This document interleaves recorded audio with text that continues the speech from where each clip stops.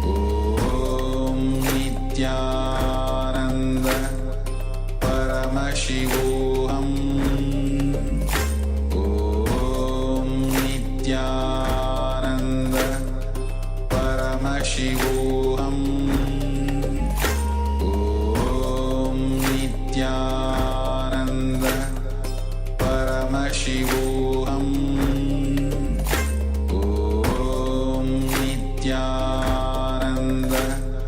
Paramashivoham Om Nithyananda Paramashivoham Om Nithyananda Paramashivoham Om Nithyananda Paramashivoham Om Nithyananda Paramashivoham Om Nithyananda Paramashivoham Om Nithyananda Paramashivoham Om Nithyananda Paramashivoham Om Nithyananda Paramashivoham. Yes, you can relax now. Slowly remove the eye bands or the cloth that you had covering your eyes. Gently let the light come back into the eyes. Alright, so once again share with us what was revealed to you in the third eye. So just take a moment, connect to what was being shown to you and share in the chat what was being revealed to you, what did we display, and what was the fifth shape that we displayed.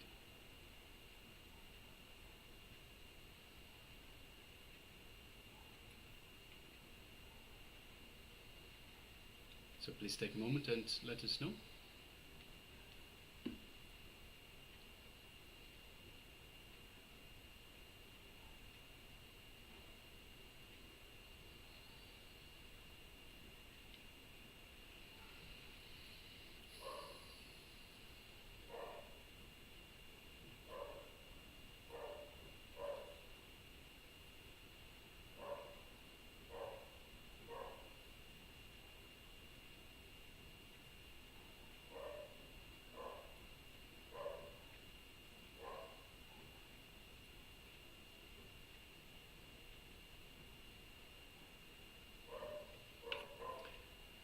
Yes, we're starting getting some sharings.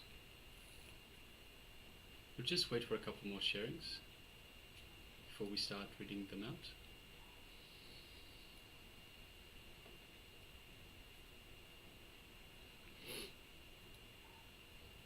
So we displayed a number of different shapes, requesting participants to let us know what shapes did they see. What shapes did Swamiji reveal to them? So Ma Nithya Parashakti shares a chair with backrest, green. Thank you, Ma, for sharing.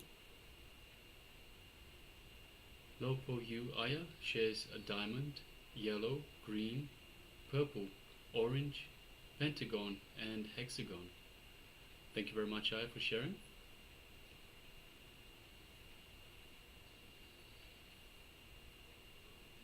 And once again, don't have any doubt, don't engage the logic. Logic has nothing to do with power manifestation. So power manifestation is your connection to the divine, and as Swamiji says, Paramashiva is an artist, he's not an engineer. So there's with artists, it's all about creativity. So it's nothing to do with the mind, nothing to do with the logic.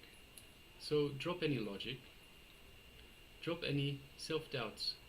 Once again, it is Paramashiva that is manifesting. So yes, we have Ma Anadyanta that shares yellow and orange triangle. rainbow shape and white. Thank you for sharing, Ma.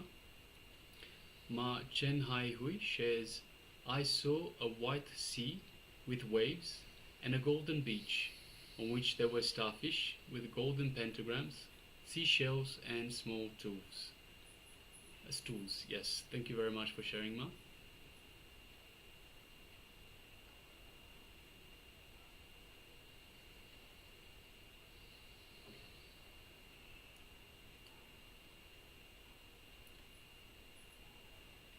Ma Nithyananda Paramashiva Parashakti says, sun, flower, sunflower, grass, rabbit, rat, cat, tree, river, elk, bell, purple crystal, snow, Santa, little girl, Santa Claus, red, yellow, blue, green, white and black. So yes, thank you very much for sharing, Ma. And Ma Xia Wu says, a glass drink, a drink. Yes, thank you very much for sharing, Ma. Actually, I'm a little bit thirsty, so it might be picking up on the fact that I'm thirsty. Thank you, Ma.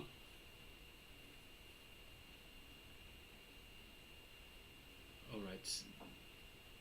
Ma Zheng Hui, how did you go in this round? So Ma Zheng Hui, can you share as well what was revealed in the third eye for this power manifestation? Ma Nithyananda Paramashiva Parashakti also says colorful colorful background. Yes, thank you very much for sharing.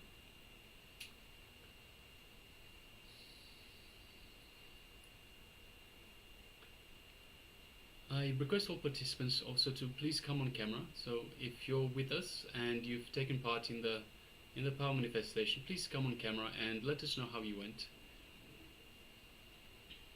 Once again, trust what you are being shown. So everything is as a result of your feeling connection, your oneness with the Supreme Pontiff of Hinduism, who is the embodiment of Paramashiva himself. So everything is on Swamiji, whether you're successful or not, whether the manifestation is successful or not. It is not you that is manifesting, it is all on Swamiji. So you can celebrate the success, you can celebrate even the failures, because it is on Swamiji. Swamiji, it is him who's manifesting these powers through you, and it falls on his shoulders. So whatever you are being shown, whatever you see, trust that it is being shown to you and just write it down. Ma Chen Hai Hui also says, and children and green plants. Thank you for sharing, Ma. And Ma Swilang Nithya Shanta Yogamai also shares bright heart shape. Yes, thank you very much for sharing, Ma. Alright, let's verify. So let's have a look at the image that we displayed for you a little bit earlier. We also have Dr. Balaji sharing, I saw a cone, a vessel with a wide base. Yes, thank you very much for sharing, Dr. Balaji. Alright, so let's display what was being shown to you earlier. Yes, as you can see, it is once again a number of different shapes, number of different colors. So in particular, the fifth one is a cube, but there are many different shapes, there are many different colors that we have. So let's have a look through the sharings. Just scrolling up to the top. Alright, so we have a chair with backrest and green. So the first shape looks like a backrest of sorts and definitely has green, and definitely there's a lot of green in the throughout the shapes. So yes, thank you for sharing, Ma Nithya Parashakti. Lo Po Hugh Aya shares a diamond we definitely have, so if we have a look at the sixth shape, it definitely looks very much like a diamond ring. Diamond yellow, and it is yellow. There's green, some shades of red that might be interpreted as purple, yes. There's orange, yes, the third shape is a round circle, orange in color. It might even be an orange itself. A pentagon and a hexagon. So it looks like we have a so the sixth shape looks a little bit like a hexagon, sorry, a pentagon with 5 sides. Yes, so yes, thank you very much for sharing, Aya.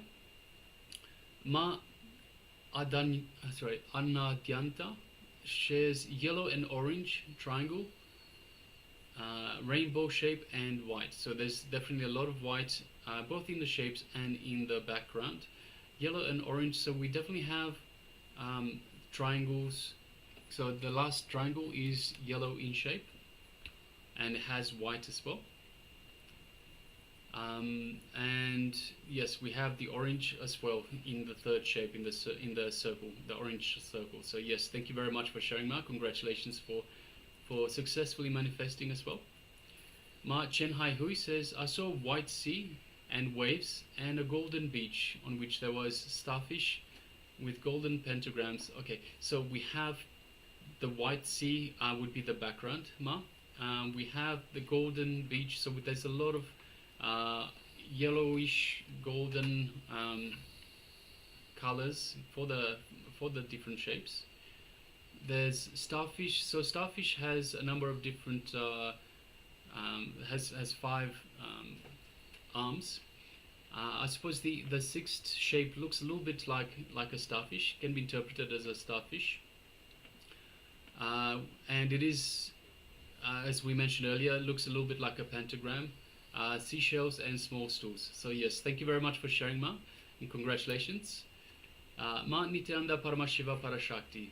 A sun, flower, sunflower, grass, rabbit, rat, cat, tree, river, elk, bell, purple, snow, Santa Claus, little girl, red, yellow, blue, green, white, and black. Okay, so we have the sun. So definitely the third shape looks very much like a sun, like we would draw a sun. So round and yellow, orange in color. And the sunflower is pretty much the same. The sixth shape looks a little bit like a flower. We have the grass is green, so we have a lot of green in there. There's no rabbits, rats, cats. Tree again. There's the color green. River, elk, bell. So the triangle shaped, the first triangle shaped cuboid looks a little bit like a bell. Purple. So we have a little bit of like shades of purple. Crystal. Yes. So the sixth shape once again is looking like a crystal. So yes, red, yellow, blue, and green, and white, and black. So yes, we definitely have all those colors. So yes, congratulations, Ma, well done. Ma Xiaobu says a glass drink. So maybe the second and fifth shapes, which are both cubes, they can be interpreted as a glass, as something that you might drink out of. So it looks like they might be empty. So you might have seen that. And as I mentioned, I'm a little bit thirsty right at this moment, so you might have connected to me as well. Thank you, Ma. We have Ma Nithyananda Paramashiva Parashakti, colorful background. So the background is white, but we have a lot of color. Or you could have picked the color of the slide itself, Ma. So the slide has a cream colored background. Ma Chen Hai Hui also shares children and green plants. So once again, the color green is definitely there. We have Ma Sui Leng, bright heart shape. Maybe the sixth shape looks a little bit, can be interpreted a little bit as a heart shaped. So there are lots of line cell, lots of crystal-like structures that it can look like a heart-shaped. And Dr. Balaji says, I saw a cone vessel with a wider base. So the first shape and the last shape, both triangles, both look a little bit like cones with a wider base. So yes, thank you for everyone for sharing. Congratulations for everyone on this power manifestation segment. Congratulations for manifesting this power of the third eye. You have all been fantastic. So thank you. So now we'll be moving on to the next segment, which is a kriya. So once again, there's a set of 108 kriyas that Swamiji has created, and he has personally created these and tested on himself to make sure that we get the best of the best. So the kriyas are a combination. Basically, there's three different parts to every kriya. There's the parts where we do stuff, we do something, so such as asanas. There are parts where we just sit or we meditate, and of course there's the third aspect of it, which is Swamiji's very presence, Swamiji's very conscious energy that is infused in every single kriya. So this particular kriya is kriya for boldness. Now I understand not everyone is going bold, however there are many benefits to this kriya, so let's have a quick look at the benefits. Yes, so we are entering into the kriya for boldness. We have, like as Maharaj said, there are many different kriyas Swamiji has performed, guided and spoken about back in 2011 and 2012. In this specific kriya which we're going to do is kriya for baldness, Q and cap. So specifically Swamiji has defined, guided and mentioned about this kriya as several benefits aimed at promoting hair growth and overall the scalp issues which we have, we can get that healed as well. So this kriya is designed to activate specific hormones and chemicals in the body that encourages hair follicles to produce new hair, potentially reversing hair thinning and loss. Second, it improves blood circulation. This practices involved in the kriya enhances blood flow to the scalp, providing essential nutrients and oxygen to hair follicles, which is crucial for healthy hair growth. If you have hair fall, you can practice this kriya not only for you want to get bald, but if you have hair fall or you feel that your hair is changing color, for example, even those you can practice this very kriya. Third, it balances our hormones by working on the endocrine system. This very kriya helps us balancing hormones that may contribute to hair loss, particularly in cases related to stress or hormonal imbalances. Now, if you see, many people used to tell that because I think a lot, I do many stuff, my hair falls. All those kind of ideas. You can even use this kriya for that, to overcoming that. Next, the fourth point is reducing stress. This very kriya incorporates relaxation techniques that help alleviate stress and anxiety, both of which can negatively impact the hair health. The fifth point is it enhances overall well-being. This kriya promotes a sense of well-being and vitality, which can positively affect not just our hair health, but also overall physical and mental health. Next is detoxification. This kriya aids in detoxifying the body by eliminating toxins, may contribute to hair loss, leading to healthier skin and scalp conditions. Next, it strengthens hair follicles. Regular practice can strengthen existing hair follicles, reducing breakage and improving the quality of hair. The eighth point is promotes mind-body connection. This kriya encourages mindfulness and self-awareness, fostering a deeper connection with oneself, which can lead to improved self-esteem and confidence. So these are all the major steps and benefits we have for the kriya which we are going to do in this upcoming session, the kriya for baldness. Now requesting all the participants who are not in the camera to come and be seated. As we always mention, that these kriyas are directly guided by Swamiji. Always Swamiji mentions that this kriya, we have to be sitting in front of Swamiji's presence, because Swamiji is the person who is guiding, and you are going to follow along. It can be asanas, it can be breathing techniques, or it can be mantra, anything. You're going to follow the instructions Swamiji is giving. Perform the kriya. Completely end to end, it's going to be 25 minutes long kriya. You're going to perform along with Swamiji and get the benefits of this Kriya which you're going to perform. So requesting, I'll just give a minute or two for all the participants who are not on the camera to come and be seated. And if the participants are wanting to go sit in a yoga mat or something like that to perform this Kriya, even that is perfectly fine. You can do that. Or if you feel wherever you're sitting now it's comfortable enough to perform the Kriya, even that is perfectly alright. So let's give a minute or two for the participants to come and be seated in front of the camera and make sure you're completely comfortable to begin to practice and follow along with Swamiji.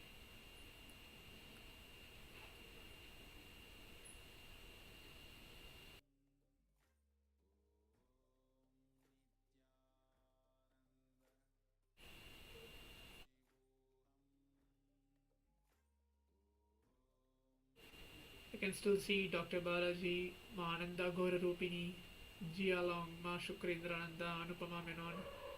Participant named in Chinese. Looks like Zhang Jia Hong. Please come on camera. Please turn on your camera.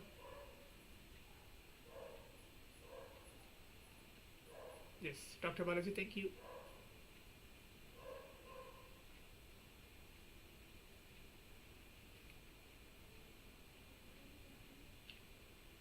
How are the participants?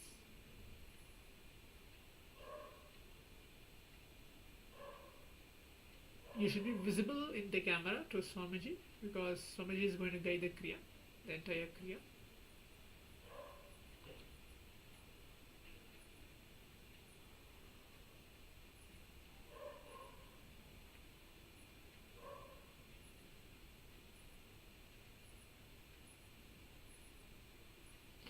Yes. So now let's sit. Listen directly from the Supreme Pontiff of Hinduism. I hope all the participants are ready now. Listen, practice along, follow the methods. If any doubts participants have in between the Kriyas or something, please be free to leave the message on the Zoom chat so the Acharyas will respond accordingly regarding Kriya or regarding any other previous session as well. So let's begin the Kriya now, directly listening from Swamiji himself.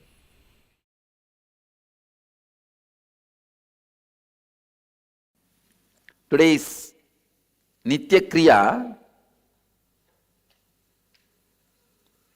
for baldness. Let's start the process. See, this Kriya to create certain hormones and chemicals which encourages the hair growth in your head. Simple, straightforward Kriya. I can tell you this Kriya is going to really make a big breakthrough. It's going to show the results immediately. Just in 21 days it will show the results. First, Parasana. Sit in Parasana. Now you try as much as you can. You see, when your body is stretched in this posture, certain chemicals gets released. You try as much as you can, that's all. You don't need to be, you see, how much your body can do it. I wanted all of you to know, you see, in this kind of stretches, the maximum when your body is stretched itself, that chemical starts releasing. Please listen. Please don't laugh, listen here. You see, when I am designing these stretches, see this Parasana now is done in 100 ways. Even in your own style, but if the parts are stretched enough to the maximum of your flexibility, immediately itself that chemical starts getting released in your system. So try this for your flexibility. In that asana,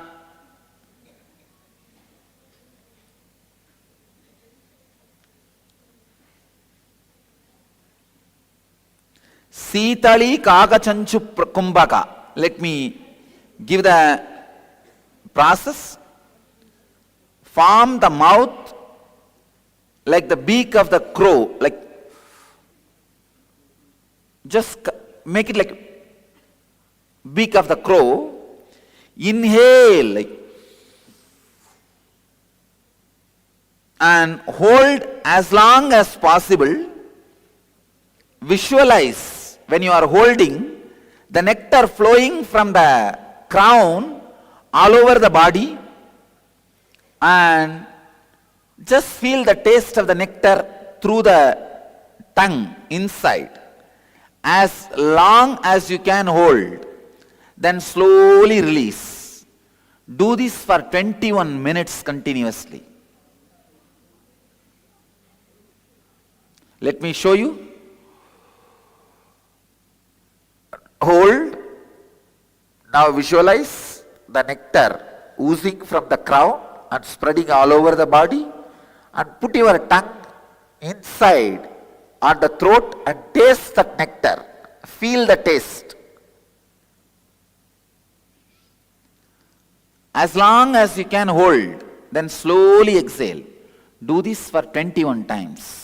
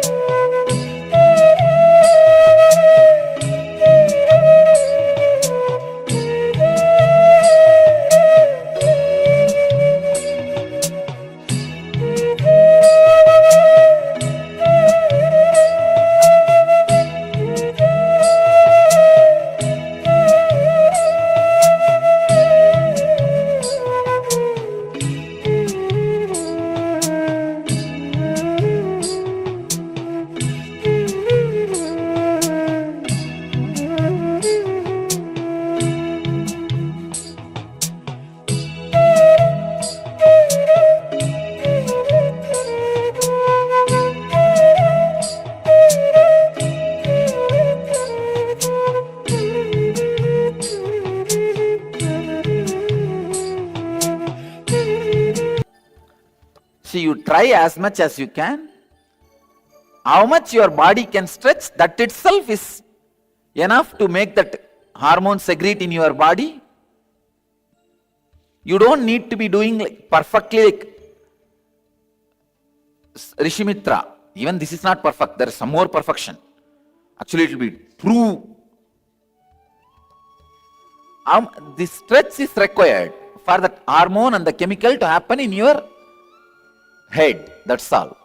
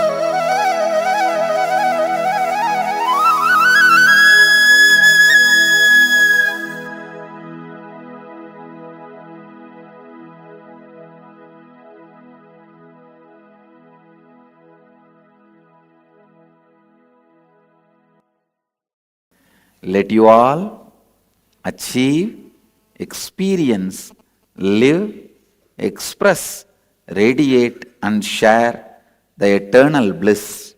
Nithyananda. Thank you.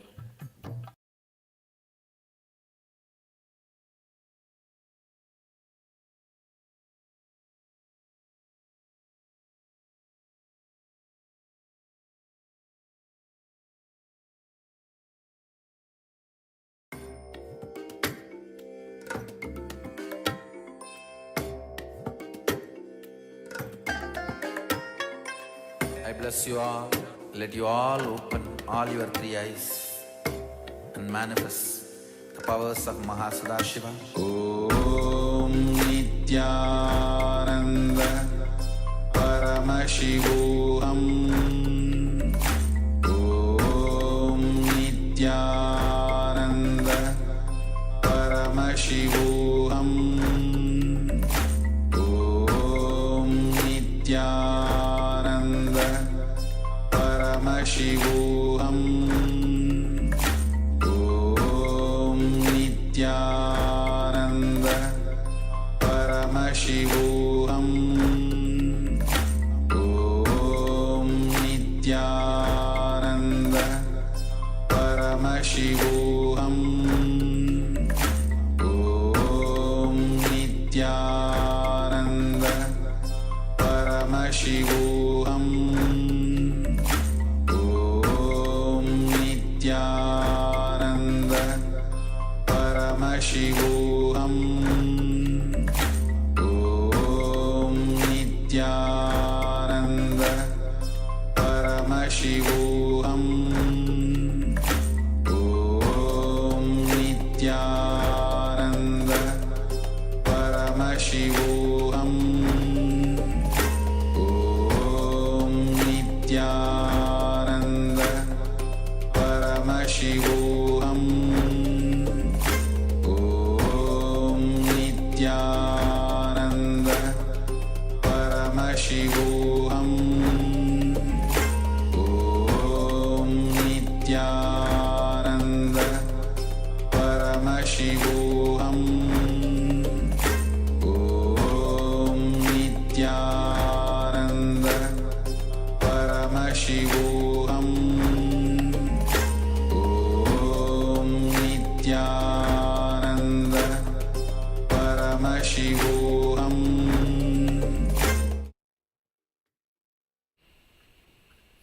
Yes, welcome back from that wonderful Kriya, guided by the Supreme Pontiff of Hinduism himself, Bhagavan Shri Nithyananda Paramashivam.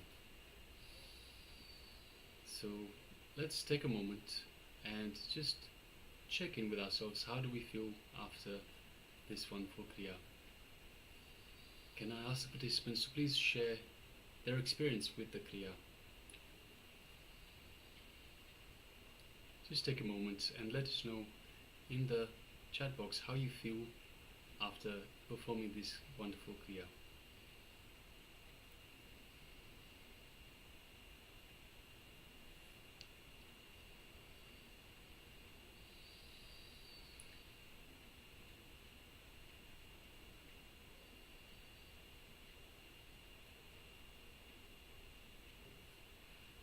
Yes, ma, I think you need help. What is the stretch somebody is referring to? Dr. Balaji and then Nithya Guru Prasanna Acharya, what is Parasana? Yeah, if you have seen the, correct, I understood. If you have seen the instruction where after Swamiji actually said to what we have written, whatever was displayed in the slide, after just Swamiji said, and then he was saying to inhale and exhale, those steps, it was projected on the slides as well.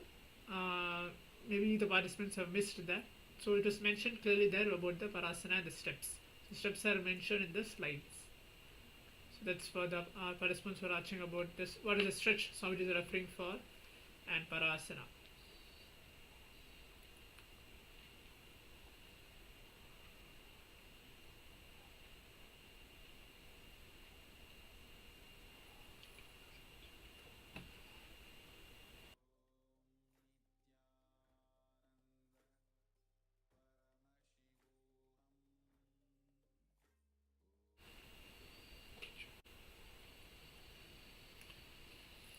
Yes, so please, we request, let us know how you felt, like what you experienced. So, as mentioned, these kriyas are personally infused by the Supreme Pontiff of Hinduism with super conscious energy. There's so many benefits of this kriya, so much that is being moved in so many different levels of our body. So we've went through the different bodies, and these kriyas work on so many different levels, so many different layers of these bodies to remove all the engrams, or some of the engrams at least, to remove the engrams and help us live a more a better life, a life that we deserve, a life that we want to live. Yeah, I can see Dr. Balaji is asking, Maharaj, can you show once again Parasana posture? So maybe I'll describe the Parasana posture. So Parasana posture is, you typically sit with your knee raised. Okay, placing your arms between your thighs and calves. Your fingers are interlaced and your feet are lifted off the mat. Okay, so I'll just repeat again.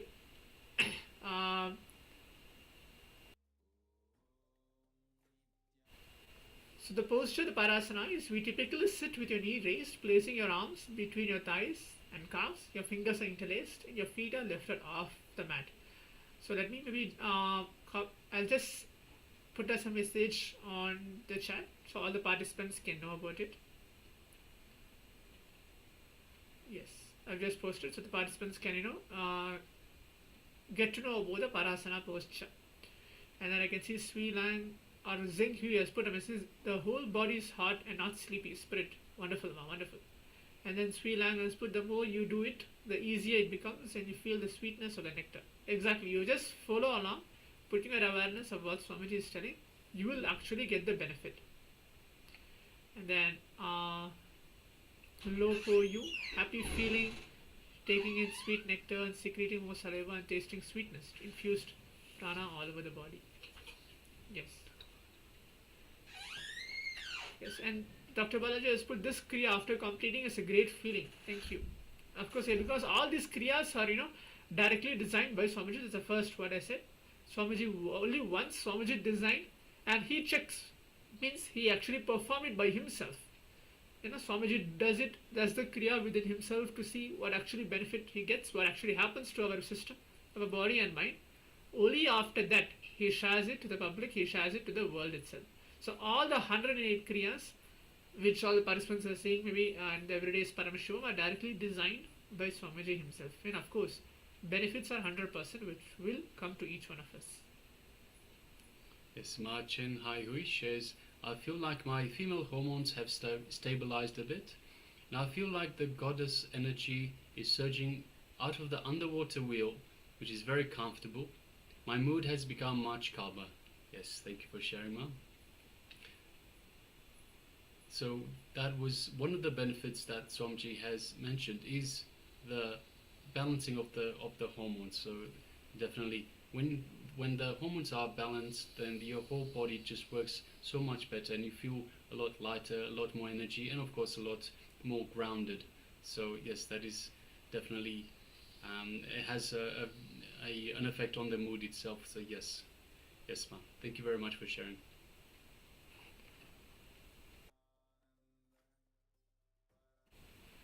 Yes, so in the next session, maybe a request for other participants, we're going to move on to the next session now. I hope all the participants enjoyed the kriya as well. The next session is going to be on the question and answers on 7 energy layers and on death. So we're going to have again a question and answer session. It's going to be again directly conducted by Swamiji. Swamiji is going to answering the past, when the program happened in the past about the death and about the 7 energy layers. We're going to listen from Swamiji. Yeah, so earlier you were asking all the questions in the chat about the 7 layers. So Swamiji will be personally answering some of your questions, as well as of course past participants. So as well as we mentioned just prior, death as well, so the death process. So I request all participants to please come to the space of listening, and if you have any questions at the end, please do let us know. We'll be happy to clarify anything that is not completely clear. Yes, now let's give a complete listen as we're going to begin listening directly from Swamiji.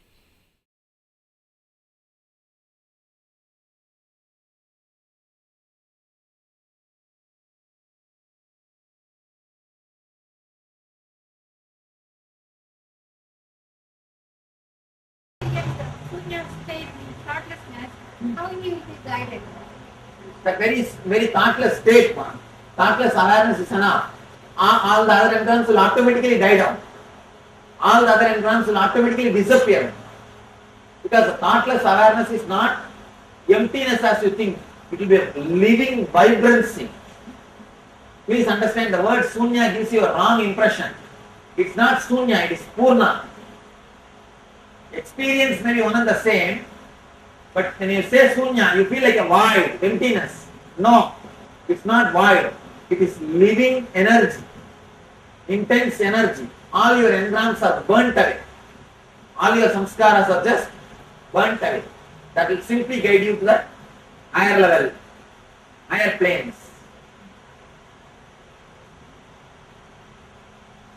On the same lines of level 1 worship, now we go every Thursdays to the temple and every Saturday, and now we've also started meditation.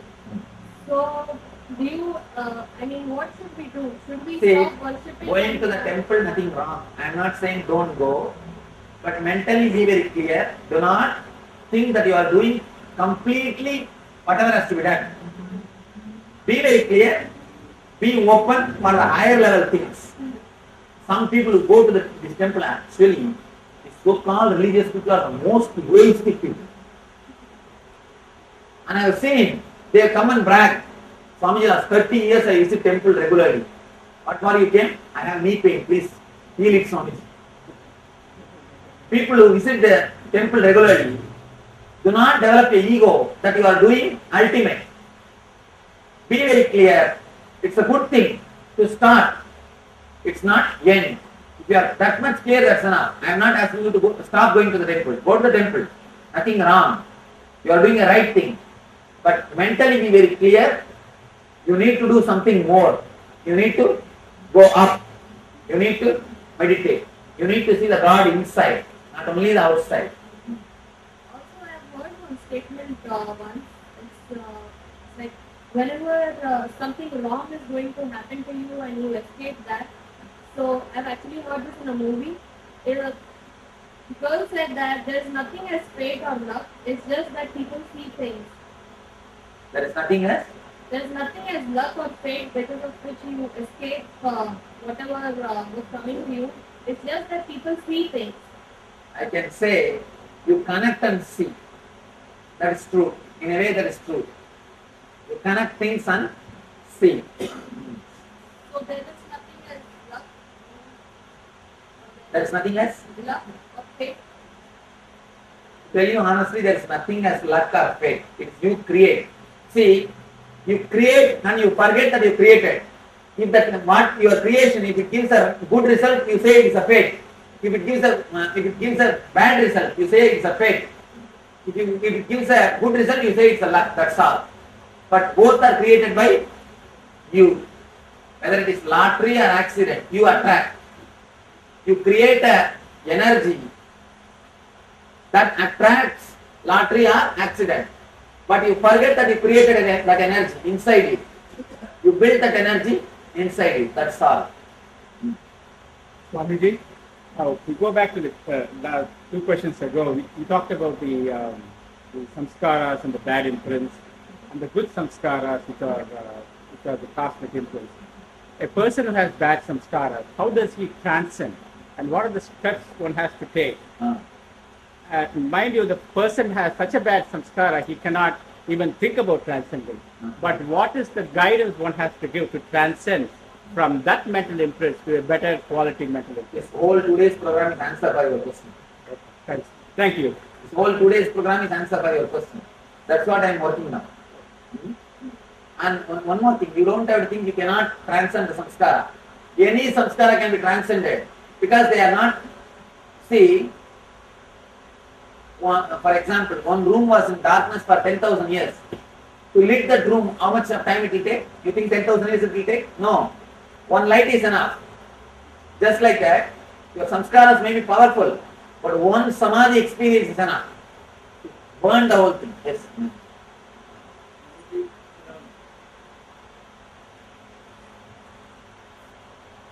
You develop habits, whether they're good or bad, like smoking or drinking.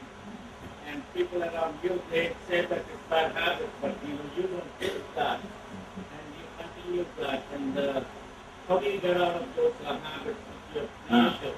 The second layer when we work, we will be working on the habits only. The second layer. That time I will answer this question. Because the subject is related to that. The whole subject is exactly related to the habit. And how we create the habits. So I will answer this question. Please put it write in a slip and give it here, so that I will not forget. I will answer the question the second layer.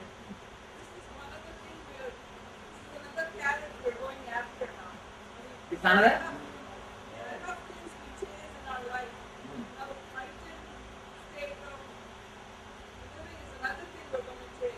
One thing be very clear, you are not supposed to chase enlightenment. When you drop all chasings, it happens to you. Be very clear, do not make one more desire out of desirelessness. That's what all the so-called Vedantis do, and torture themselves. Yes.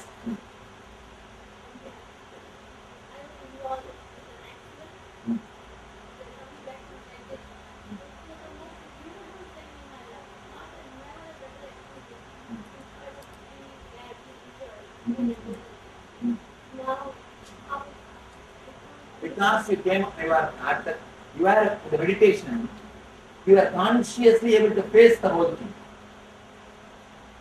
You are not fallen into unconsciousness. You are conscious. That's why it became a beautiful experience.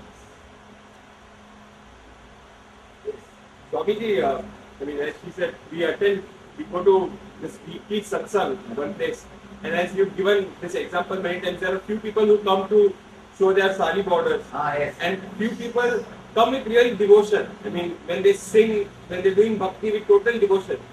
Now, according to their religious faiths, it is that when you end your life, when you die, their God is going to come and take them. So, and there are like thousands of people, so many saints, and I guess you also met their religious, their guru. So, is their faith wrong? What we do, what they do? Is it one all thing? Their faith is not wrong, but it's not sufficient. See, they will be able to travel up to the sixth layer, where they have the beautiful memories. They will go and stay there. Their faith is much better than a normal person, but it is not complete truth. So that during this phase, while doing bhakti or a moment of samadhi, does that help when they are leaving the body? Samadhi straight away helps leaving the body. Some people can achieve samadhi through bhakti also, but very rare. Usually people are stuck with the form. There are very rare who dissolve into the form and achieve samadhi through bhakti also. Anyhow, the final aim is samadhi. The other thing was, when she was telling you about attract, there are so many people, like let's say example, an exam, working very hard, going to pass everything right, well, or something, some goal towards which they are working, doing everything right, but still failing. These are interviews, exams, paperwork, interview, questions, answers, but getting. So what is this? Is this subconsciously they are attracting this failure? Yes. Subconsciously they are attracting. So any number of positive thoughts are not going to help them? No, one thing, positive thoughts as you think are not positive thoughts. The positive thoughts itself is a technology. Again, we will be discussing deeply about this second layer. We will be talking about the positive thoughts. See, as on now, for example, if you have a headache, and we just create a positive thought, I should get rid of this headache. It is not a positive thought. It is a self-contradicting positive thought. Because the more you remember, I should get rid of this headache, you will give power to the headache also. That's not positive thought. I should become healthy is the positive thought. So you will be creating a self-contradicting thought. I should not fail, I should not fail, I should not fail. You are attracting failure towards you. Your inner space attracts failure towards you. The memory of failure is again and again inscribed. One more thing, anything which is inscribed in you, you attract that incident so that you will feel fulfilled. You will feel fulfilled. When you inscribe the idea of failure, I should not fail, I should not fail, I should not fail, automatically you will attract failure. Instead of that, I should pass. So be very clear, the person who is creating, he may be creating self-contradicting positive thoughts, not the straight positive thoughts. We will be working on that in the second layer. Last question.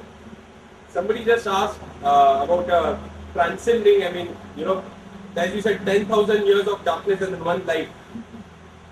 We all are here. In 2 days, there will be a transformation within us. If I meet my friend, my relative, who is hurt by something, they have financial problems, personal relationships, and if I ask them to meditate, they think I'm a fool. But if I want to convince them that, if I want to tell them that, to show them happiness, so what should we do? And if we want to help someone? What I'm saying, first let you be helped. Let you be helped. Then automatically your very presence will radiate. I tell you one thing. I became enlightened 2000.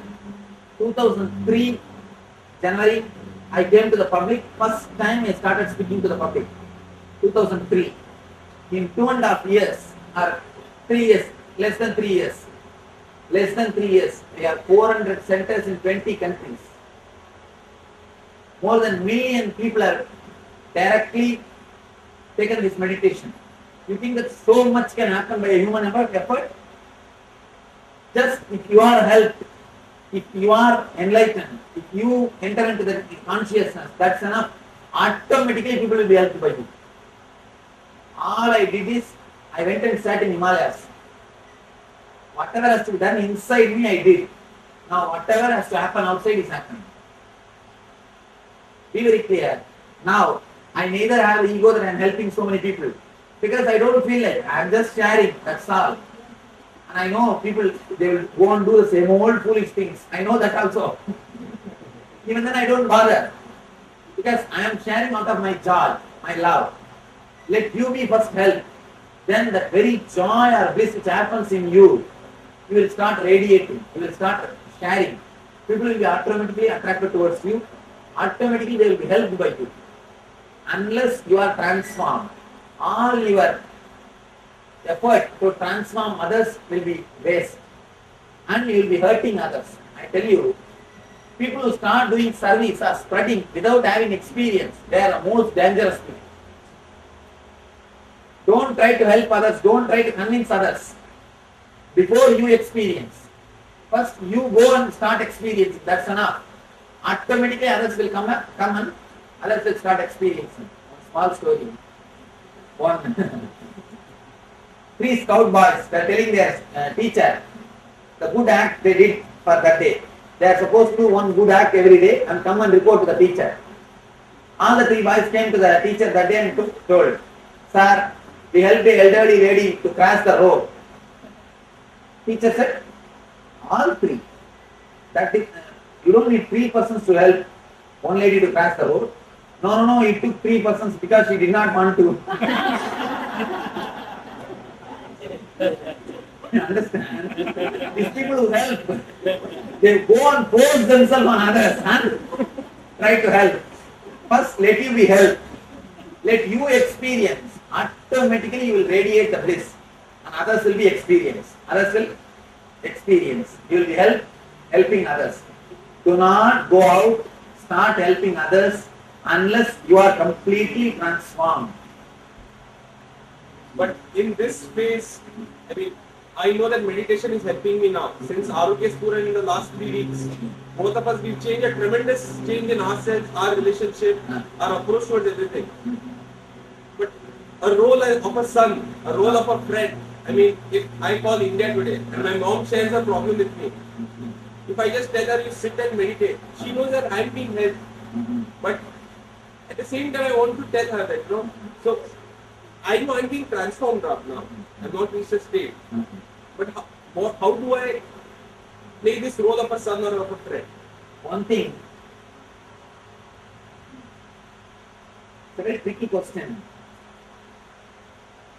But if you want the plain answer, I always say, let you go more and more deeply into your experience.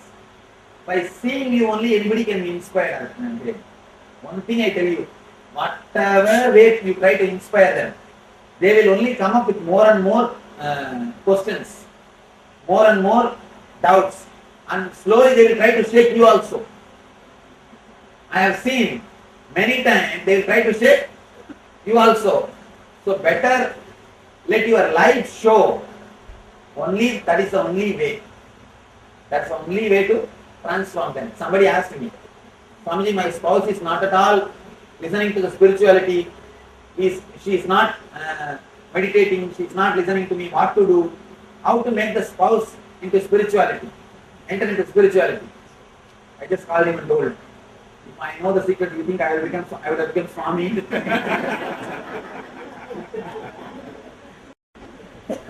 And nothing can be done. To tell you honestly, nothing can be done. Better you transform the life. That's only is practical thing. And one more thing I have seen, people waste so much of energy in trying to transform others. So I always see, you can use your intelligence. And try to help people who are listening, ready to listen. But if they are not ready to listen, do not force. First thing. And from my experience, I tell you, the moment you try to tell, especially your friends or relatives, only resistance will rise. I am always saying, if wives, if they attend a program, husbands will never come to me because these guys will go and beat their head telling the whole story and practically pressing them to go to the program, and they will just run away, escape. And naturally, when you go and start telling all stories, you create only resistance in them. You don't create the positive ambience. You just live your life. Let them start seeing the change in you. Let them perceive. That is the only way. The thing is, because I'm here and they are there. Relax for some time until you go and see them. 6 months wait. What is there? I mean, my mom, I speak to her every week. After argument, she thinks I'm very energetic, very happy. Then if she thinks, then she will be inspired naturally to meditate. Yes, she visits your website, she reads the stuff. That's all, then automatically she will start. Then don't bother. Then the work has started already. Then you don't have to inspire. See, anything we do, one thing understand. Anything we do with our ego only hurts others. Let me be clear. Anything we do with our ego, even if it is a charitable activity, in the end you will be expecting, where is my name? Anything you do with your ego only creates more trouble. Adds to the confusion. Please do not do anything with ego. Better if you don't do, you will at least add less confusion. You will not add more confusion to what exists. Anything, let you show in your life. That's what I am saying. What you do only will speak for you. What you speak will not do for you. Let our life be transformed. I tell you, all the social revolutions always end up as one more tradition. Last 3,000 years, in humanity, 5,000 wars have happened. Every war starts with the idea of revolution. But finally what happens? They become one more tradition. So no revolution, only evolution. Social revolution is not solution. Individual evolution is the only solution. Let you have experience, then automatically you will know how to express yourself. Let you get matured, automatically things will start happening. I tell you, at least in the initial level, do not waste your energy in convincing others. Let you show in your life. Let the life show how much you have become blissful, how mature you became. That's enough. Why should we go around? What's the need? One more thing. At some point, the preaching will start happening through you. You will just radiate the bliss. You will be doing without ego. You will never bother. This question will not raise. How can I convince others? I never go and ask somebody, how can I convince others? People ask me. You are asking us not to preach, but you are preaching. They ask me. I tell them, I never came and asked you how to preach. You are asking me how to convince others. That itself shows it has not become your experience. If you are speaking with notes, be very clear, it is not your experience. Now you are asking for notes to speak with them. That's what you are asking. So be very clear, it does not become your being. Better don't speak. Swamiji, you have said that only a shana of bliss can lead to so my question is, before your enlightenment, say 2 minutes before your enlightenment, what was your thought when in bliss so that at enlightenment? I see the extreme suffering can also drop. Extreme suffering also can drop and you can fall into the enlightenment. Mine was extreme depression. Extreme depression, I gave up all the hope. I decided nothing is possible. Then I fell into that state. And actually master can help you to drop into that state of bliss. Actually, at the time of enlightenment, you have a big opening and a gap. That's why we call enlightened beings as a Vija's second reborn. Yes. You ask me. Go ahead. I agree that accidents when you are driving or the train is coming, you are crossing the train. But if you are going on the sidewalk, somebody comes and hits you, how you are affected? It is a hypothetical question, ma. Huh? First thing, it's a hypothetical question. Yes. Next thing, every incident is attracted by you. Better you come to the fourth layer, you will be able to understand. Fourth layer you will understand. Yes. You said something about ego. I don't know what is ego. Why I said it. We have 2 children. Whenever I tell them that you are too egoist, I said no, I am not. First sentence they say that see that itself you are not egoistic itself ego. So, yes. See, what is that ego when you say ego? Whatever. See, understand. Let me give you the subtle, clear explanation of ego. You always have an inspiration to do something. If that inspiration creates little uneasiness in you, it is ego. That's all. Whenever you have inspiration to do something, just look into yourself. If you are a little uneasy, you are doing it out of ego.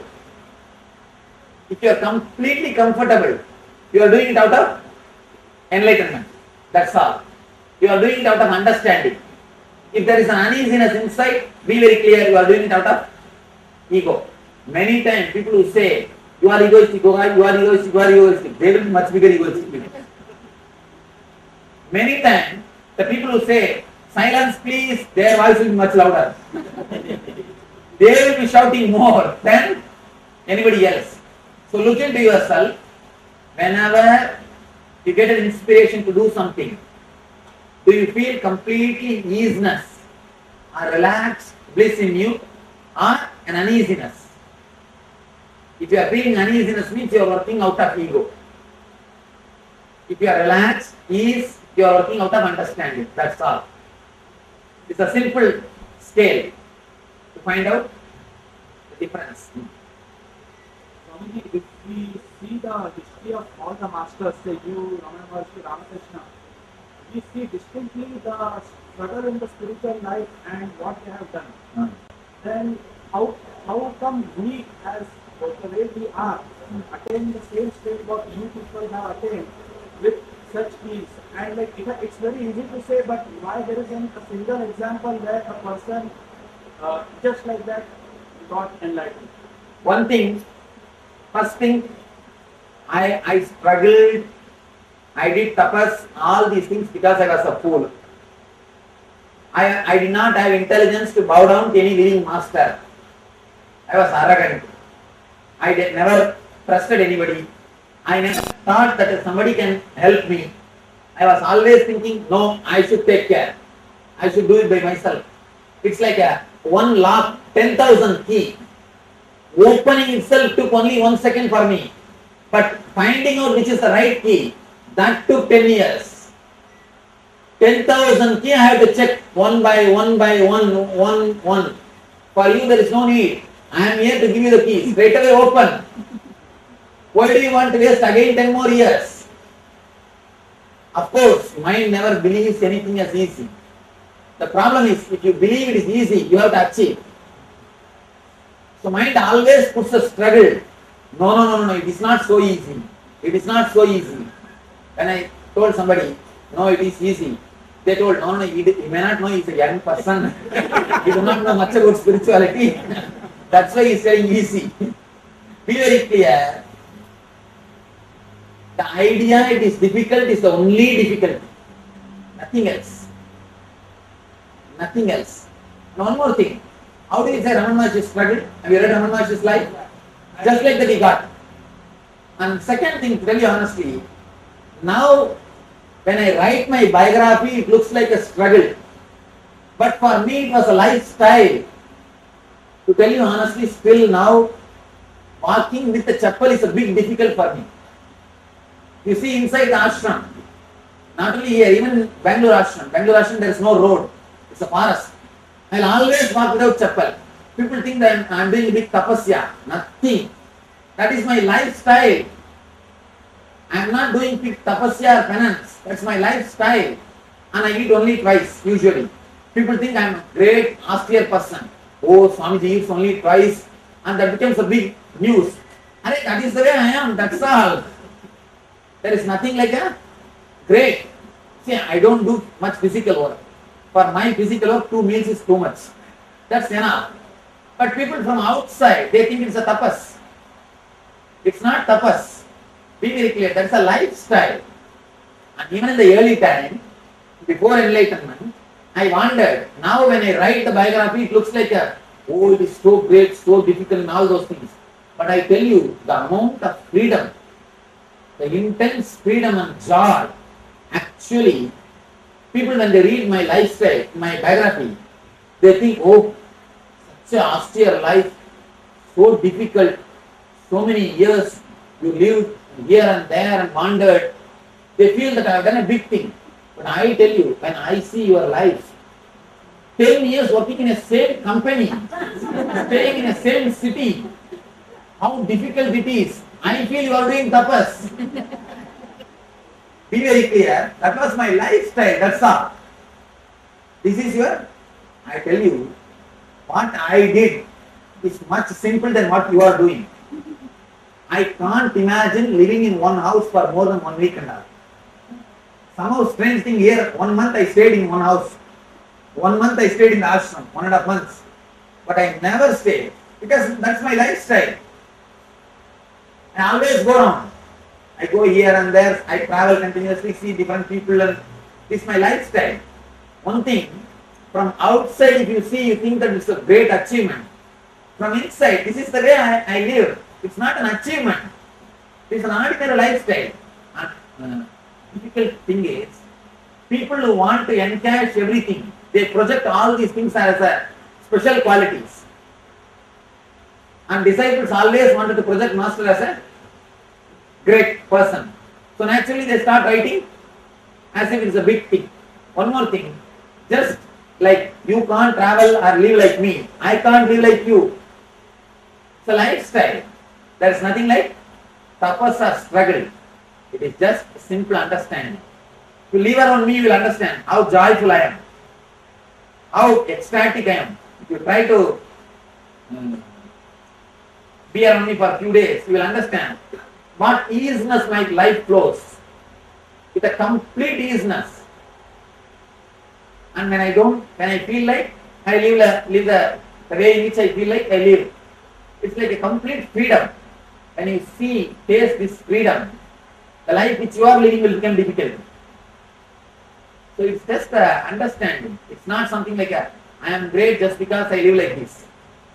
And people always tell me, oh, Swamiji, wear this clothes and all these that things. And it's easy to maintain, that's why. There are so many plus points. People don't see the plus points. That's why you think it's all tapas. Nothing is tapas. It's a pure joy. It's a joy. And one more thing. Only when it is done out of joy, it is worth living. Anything can be sacrificed for Ananda. But Ananda should not be sacrificed for anything. So whatever you think as tapas and all those things are just stories written by disciples. You yourself said that you were in depression before the moment of enlightenment. So even Ramakrishna took up the knife for the vision of Kartik. And You think you never faced depression in your life? I did. You did. You faced for something outer world. I faced for something inner world, that's all. But there's nothing big in it. But I'm not able to understand how a moment of bliss can lead to the moment of bliss. Because if you are in bliss, then why would you even try for enlightenment? Because there itself you are enlightened. Okay, one thing, that time I was not understanding. I was not able to understand that I am already in bliss. That's why I struggled. After the struggle, I understood. So isn't that the case with all of us? Right now we are not understanding that we are in bliss, and at one point we will understand. Now I am telling you why one point. Now you understand. That's what I am telling. Why should we postpone to one point? Now understand. That's all. Why do you want that one point? You think that you will also walk like me all over India, and at one point you will be completely depressed, then you will throw the Japmala and sit like me, then suddenly you will become enlightened. Nothing like that. Now it can happen. Why are you expecting that moment to come? That will never come. Just now it can happen. Do not bother. Do not wait for that moment to come. That moment cannot come. Simply start expressing, start understanding, that's all. Or I will tell her to create that moment for you. Just take care of it and create a little bit of suffering for you. Then you will understand. Now, I have seen, whenever I can't train some disciple, I tell him to get married. She trains him. One meal is enough. He will be completely trained. One meal training is enough. Nothing more needs to be done. Yes. Any other question? I think it is time. We will enter into the first layer. Anyhow, we have 2 full days. Till tomorrow night we have time. And I wanted to tell one more thing. Any diabetic patient? Diabetic patients can go and eat in your time, whatever time you are supposed to eat. Huh? No. No. If you read Ramakrishna, you will see lot of similarity with Ramakrishna in me. If you read Raman Maharshi, you will see lot of Raman Maharshi similarity in me. It's not that I read him, you read him, that's why. Of course, all masters are bringing same truth in a different level, different way they express. So, you will naturally find similarities, lot of similarities.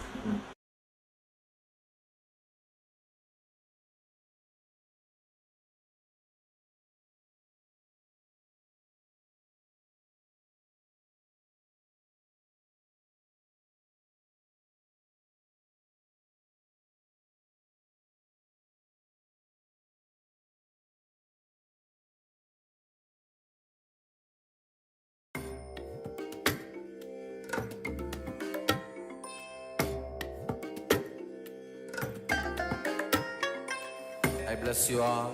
Let you all open all your 3 eyes and manifest the powers of Shiva. Om Nithyananda Paramashivoham. Om Nithyananda Paramashivoham. Om Nithyananda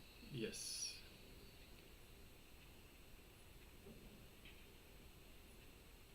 So while participants are sharing, and I request everyone to please come on camera. So there are quite a few participants that have gone off camera. So please take a moment and come back on camera, and let's move through this program together. Yes, thank you. So requesting Ma Chen Hai Hui, Lo Po Yu Aya, Ma Sia Wu, please come on camera. And everyone else who's there with us, if you're there, please come on camera and let's participate. Let's join in the program. By taking part in the program and being involved in the program, you get the most benefit. And we will pay attention to every single one of you, address every single one of your questions, and so this way, while you're on camera, we can much better engage and know that you are there receiving the information that we are imparting. And naturally, when the exchange is happening, the sessions will also be much more lively, much more enjoyable for all of us, for the participants and for the acharyas alike. Naturally, it's much better if we can see that you guys are having a breakthrough. Yes. And that happens through participation. Yes, we understand it's a little bit late for you guys, so but let's push through. So this we're halfway through the program. We have another 10-11 days left. Let's push through, and we will impart as much, or Swamiji will impart as much information as available, and we will try our best to make sure that this is passed on to you, and we explain everything that needs clarification. All right. So if you have anything to share with regards to these last couple of videos about the Supreme Pontiff of Hinduism, so we had two Q&A sections, two Q&A videos. Let us know any other questions that you have. So we've already gone through a few of the questions. We've answered a few of the questions in terms of the 7 body layers and engrams. Anything else that you feel needs to be clarified, then we can clarify. Okay. So now let's prepare to move forward to the power manifestation session. So once again, this is the power of the third eye.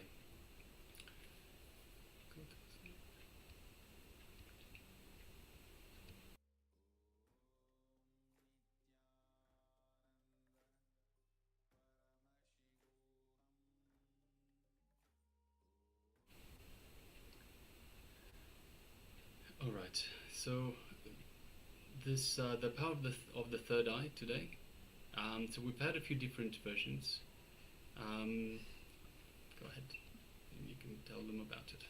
Yes. So in this round of the power manifestation of blindfold reading, we are going to read both a multiple choice question blindfolded and give the correct answer through the blindfold also. So it is going to be blindfold reading out the text that is written on screen, which is going to be a question and some multiple choice answers. And you are also going to receive the correct answer through the third eye as part of this round of the power manifestation. So requesting everyone to please settle down and have your blindfolds ready. I hope all of you brought your blindfolds today, otherwise you can take any opaque cloth, anything that can prevent light from falling into your eyes, and cover your eyes. Don't just sit with your eyes closed. It's optimal actually if you can even open your eyes underneath. You should be in utter darkness.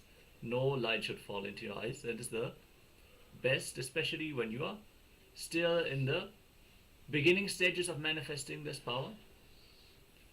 Swamiji did say that you can manifest even the power of third eye reading with your eyes wide open. But for this purpose, for this exercise, this will not be useful naturally. Yes, so I request all participants to gather their eye bands and put them on. Sit comfortably with your head, neck and spine in a straight line. Once again, connect to Swamiji. Have Swamiji in your inner space. Have gratitude for Swamiji, for showing you what will be displayed, for manifesting the power through you.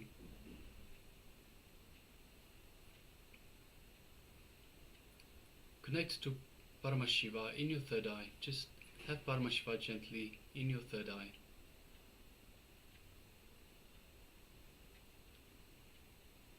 Yes, some of the participants are yet to tie their eyebands. Ma Zheng Hui Ma Nithya Guru Prasadini.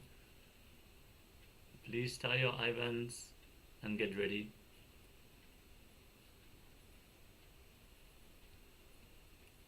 Connect to Swamiji from the space of oneness. And just surrender anything that you receive, anything that you perceive in your inner space. Just surrender to Swamiji. Enter into the space in between the thoughts, which is the Nirvikalpa Samadhi. Continuously vibrate with the Mahavakya. Now it is only you and Swamiji. Swamiji is there with you, revealing whatever needs to be revealed. Don't judge it. Don't try to analyze it. Just receive. Don't use your logic here. Just receive and acknowledge everything that you experience in your inner space. It can be any experience through the sense organs, any thought, any information that you receive. Just acknowledge it. Don't hold on to it. Unclutch from everything that is happening. And let us now receive both the question, the answers, and the correct answer to this question, which we are going to project on screen now. Continue to chant the Mahavakya intensely as we enter into this round of the power manifestation.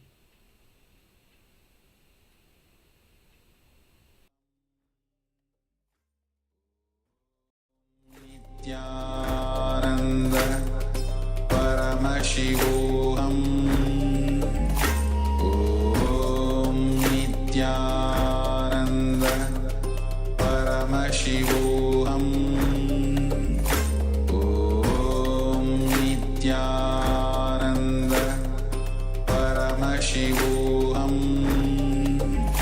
Om Nithyananda Paramashivoham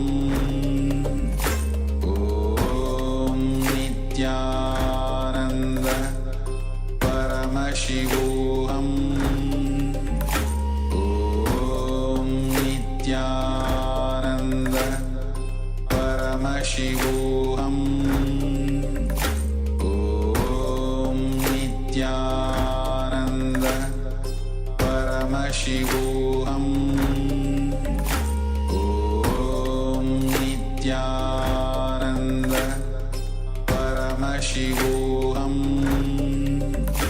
Om Nithyananda Paramashivoham Om Nithyananda Paramashivoham Om Nithyananda Paramashivoham Om Nithyananda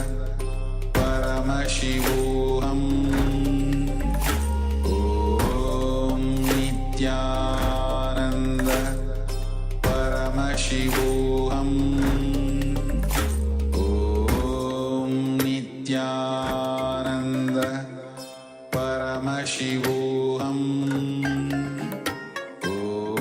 Om Nithyananda Paramashivoham Om Nithyananda Paramashivoham Om Nithyananda Paramashivoham Om Nithyananda Paramashivoham Om Nithyananda Paramashivoham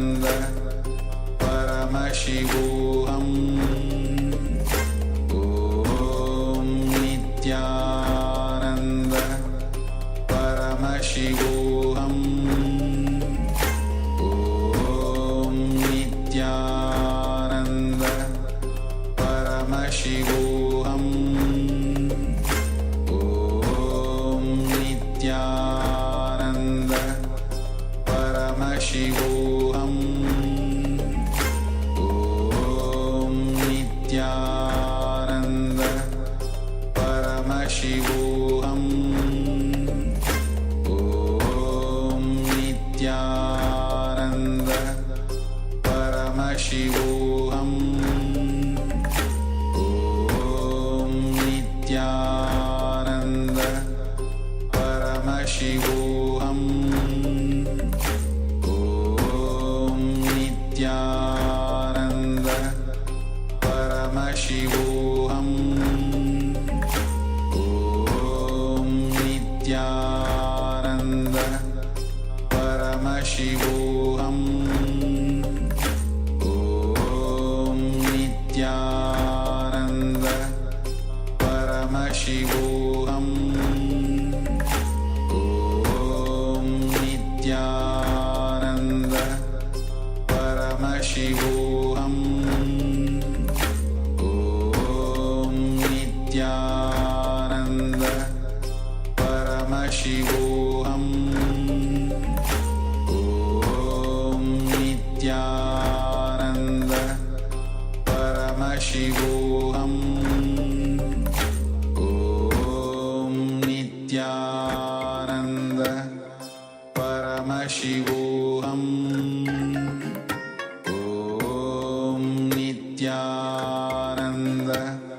Paramashivoham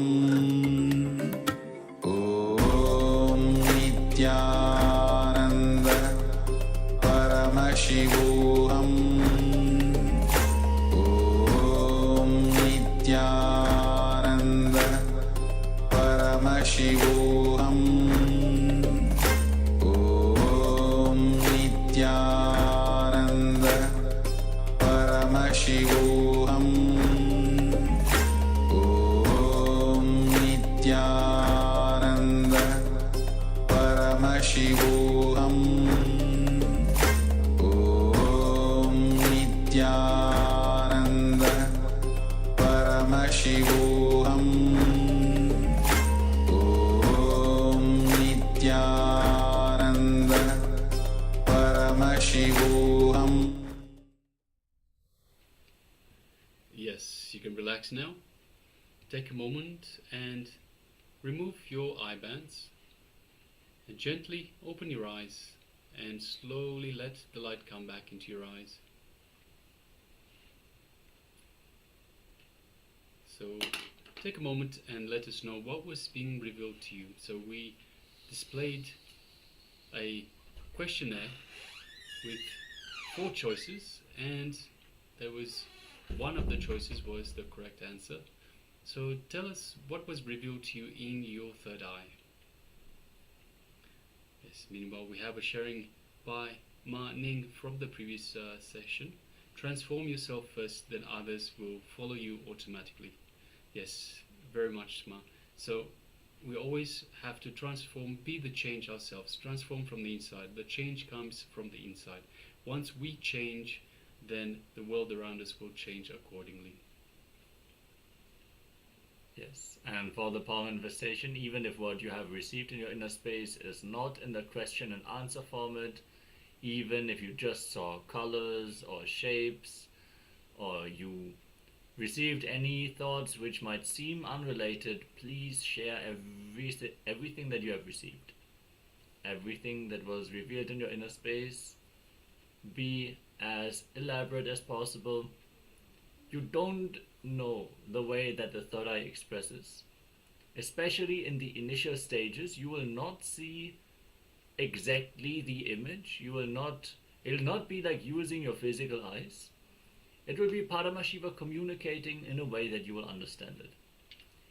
Understand, at some point you will be able to see 360 degrees, everything that is happening inside and out. That is different.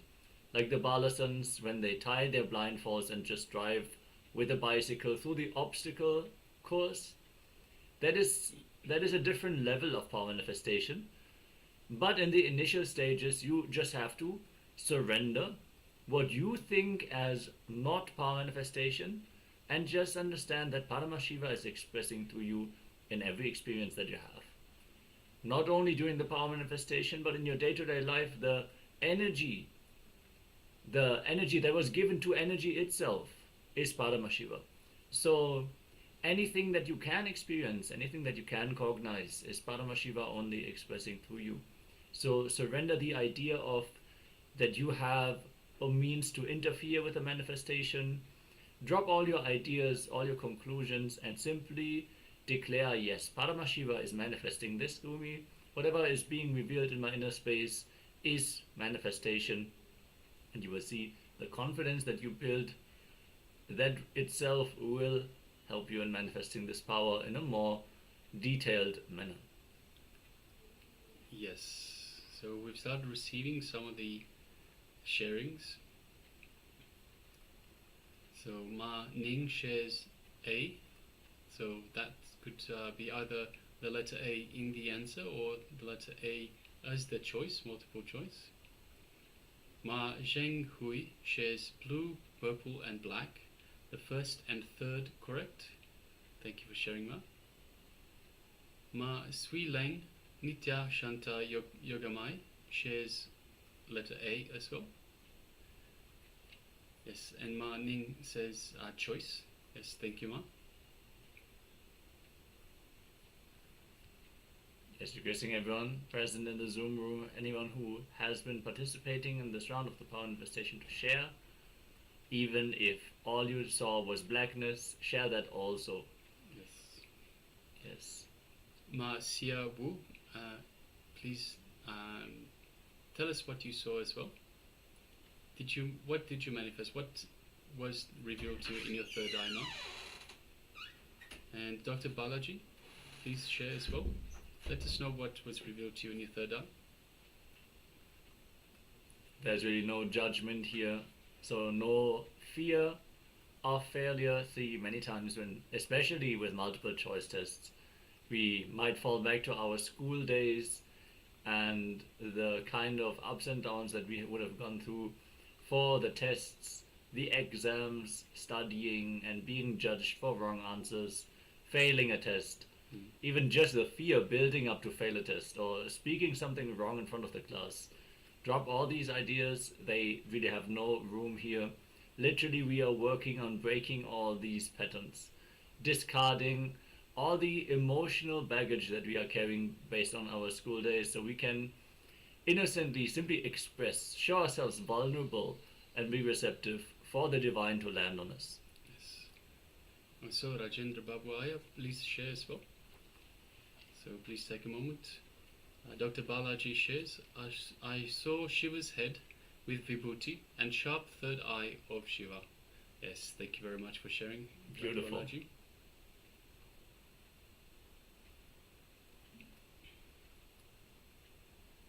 So just waiting on a couple more participants to share what they saw.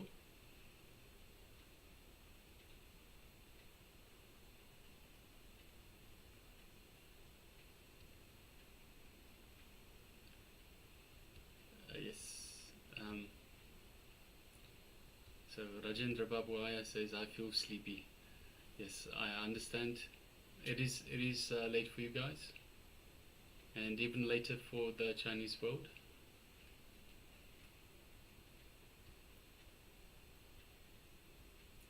Swamiji says that even sleep is a pattern. So we've been talking about the different layers and about the engrams and the patterns that are related to these. Even sleep is a pattern. So Swamiji beautifully says anything that we go into and we come out of is a pattern. So that's also sleep. Sleep is also a pattern. Yeah, let us now get into the verification step where we are going to project the slide on screen once more. Yes, so as you can see, the question was, which planet is known as the red planet? The red planet. So choices were A, Earth, B, Mars, C, Jupiter, and D, Venus, with the correct choice highlighted as B, Mars. Yes, for the participants who typed A, still the letter A is present in the answer mass. Yes. So in that regard, manifestation is still happening. And yes, many people were like seeing like blue, purple and black. So this is like what I connect to, that is like space and like galaxy, like this kind of feeling, like when you look into deep space, like this vastness. Yes. So even if you weren't able to manifest correctly, it's still, see, it's I understand it's a little bit late when we are starting to feel sleepy, and I see some of the participants are feeling a little bit sleepy. When we start to feel sleepy, we allow our mind to tell us, hey, let's relax a little bit, let's it'll come up, it'll give us some false input, some doubts into, it'll put some doubts into ourselves. So it's totally normal, but let's keep practicing anyways. Let's push past the tiredness. Let's keep practicing, and with every practice we can manifest more and more and better. So let's not be discouraged. Yes, let's also decide in the next round to see the question and the answer. So in case that is going to be the format of the next power manifestation, that is. But when you read through the third eye, ask for more details. You receive something and you feel it is not yet the full thing that needs to be revealed. You can be persistent. You want to experience the full expression of this power. So you have to ask Paramashiva, Swamiji, reveal it in a way that I can understand it. Show me more details. Give me the full context. What you have shown me now, I acknowledge and I appreciate it, but show me the full thing and sit with that intensity. And let's also make a declaration to push past the tiredness. Let's push past the tiredness and declare that tiredness will not get in our way, will not get in the way of our power manifestation. So with the declaration, with a ferocious declaration and the urgency, we need to create the urgency that we must see this now. This is the only reality, the only thing that we must see, that must occur. So with that intensity in mind, we should manifest. We should enter into the power manifestation session. So we're going to move into the second round of power manifestation now. Let's make the clear declaration that we will manifest this next round. We will have the right vision and the right answer. So Swamiji, let's connect to Swamiji in our inner space. Let's ask Swamiji to show us in the third eye, and ask Swamiji not to let the tiredness or any other pattern get in the way, not to let our minds get in the way. Let us just relax into the third eye with a clear declaration that this manifestation will happen right now. Yes, we have to make ourselves available for the power to manifest with the clear, intense will to manifest it. If we say, oh, maybe it doesn't happen this time, what to do? No, we have to have the intensity. We have to burn for it. And then Swamiji can just flow through us and can just express through us. So let us sit with intensity, with a clear, conscious decision. This time we are going to not only see more, we are also going to get the correct answer. See, the third eye can reveal everything through you, and you are all powerful to manifest it. So take the decision without any self-doubt. If it shows up in me, I have the tools to discard it. Now, after the teachings that we have received, I know how to deal with my powerlessness, with my small identities. Just unclutch from them. You can witness them, you can acknowledge that this is happening, but you don't have to be shaken by it. Just unclutch and redeclare the space of possibility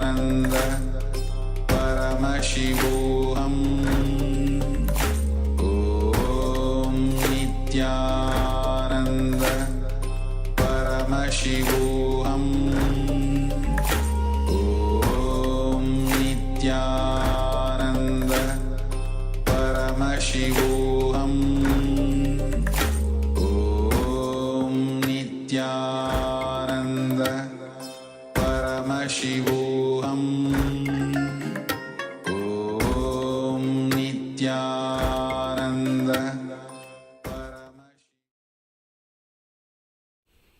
Yes, you can relax now. So please take a moment and remove your eye bands. Open your eyes gently and let us know this time what was revealed to you in your third eye.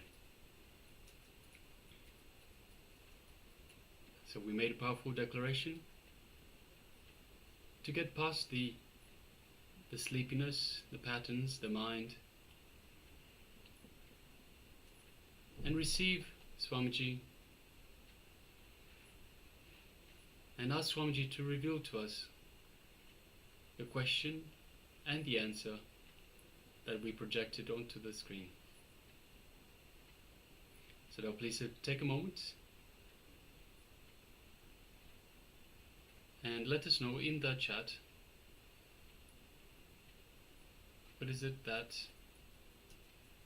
was revealed to you. And once again, have no doubts, just don't engage the mind, just write whatever was shown to you. No judgment, no logic, no mind, just feeling connection with Swamiji and with Paramashiva.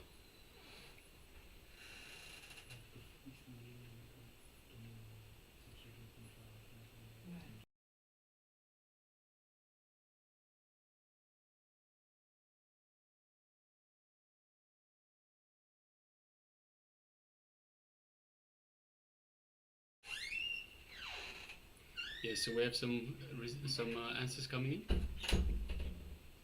Yes, Malata has shared, I saw gold color Himachal as image, that mountain, and something more, which is yet to be revealed.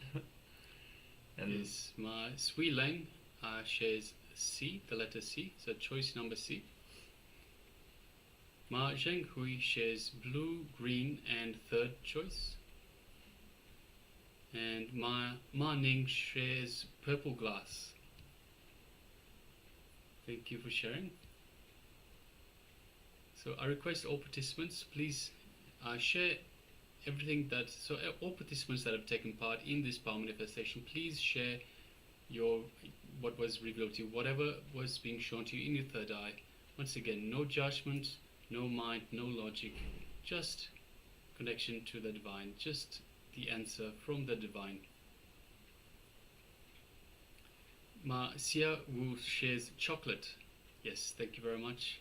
I'll have 2. Thank you.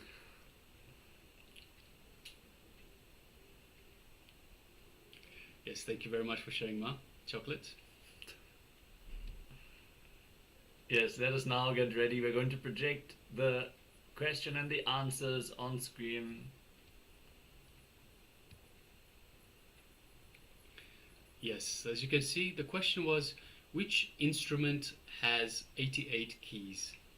And there were a number of different choices. There was A, guitar, B, violin, C, piano, and D, trumpet. And of course, the correct answer was C, piano. So 2 participants actually got it right. One person sent C and the other person sent chocolate. So C like chocolate. Yes, chocolate is always a winner.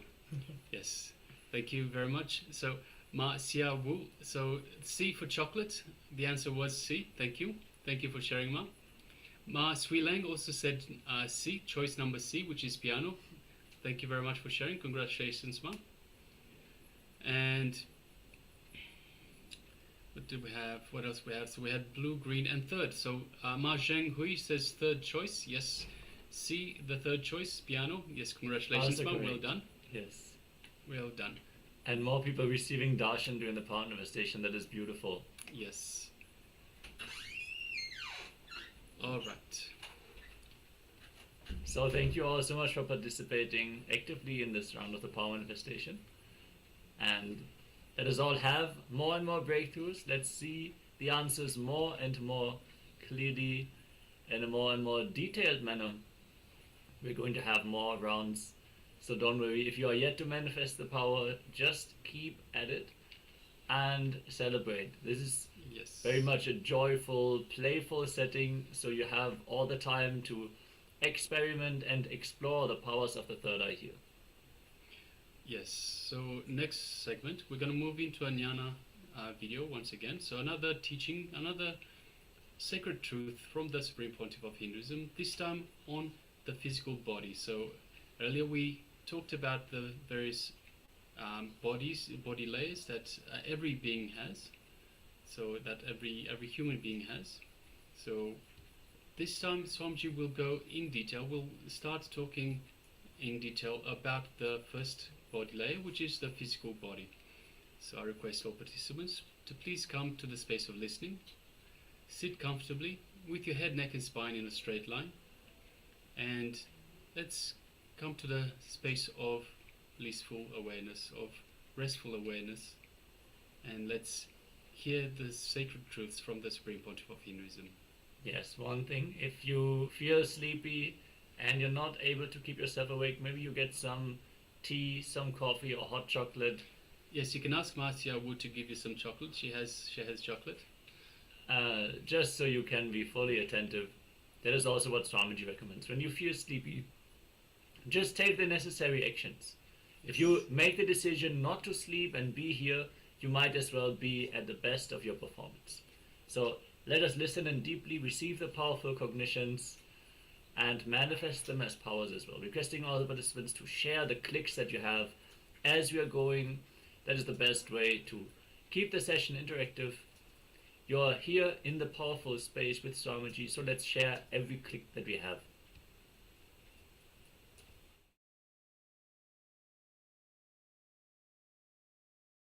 Alright, now it is time. Now, let us enter into the first physical body. In physical body, there is nothing much to be learned. There is nothing much to be done. I am just preparing you with this meditation to enter into the meditations.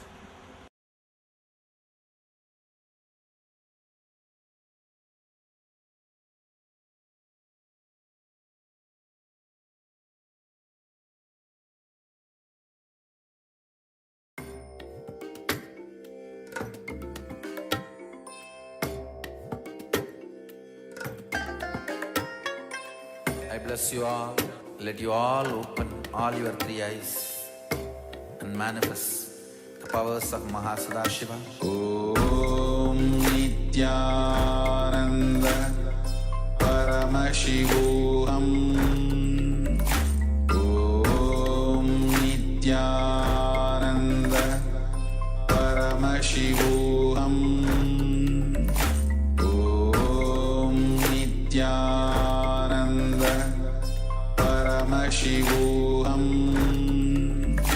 Om Nithyananda Paramashivoham. Om Nithyananda Paramashivoham. Om Nithyananda Paramashivoham. Om Nithyananda Paramashivoham. Om Nithyananda Paramashivoham. Om Nithyananda Paramashivoham.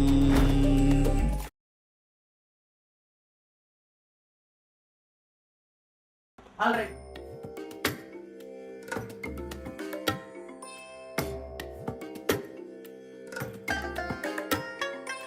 I bless. All right, now it is time. Now, let us enter into the first physical body. In physical body, there is nothing much to be learned. There is nothing much to be done. I am just preparing you with this meditation to enter into the meditations.